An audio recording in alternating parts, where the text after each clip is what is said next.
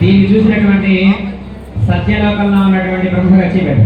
సత్యలోకంలో ఉన్నటువంటి బ్రహ్మగారు కూడా ఇట్లనే బ్రహ్మ సరస్వతి కూడా ఇట్లనే గొడవైనప్పుడు ఇట్లనే ఆడుకుంటూ ఉన్నారు. వాళ్ళు కూడా ఎవరు గొడవ చేశాడో ఎవరు మంచి వాళ్ళు తెలుసుకోవడం కోసం అని చెప్పి ఇట్లనే చేస్తున్నారు. బంగారం తీసిన వాళ్ళు చేసినట్టు వెండి తీసిన వాళ్ళు ఆఖరి ఎంత గౌరవించారు బంగారం ఒకే రోజు తీసారా?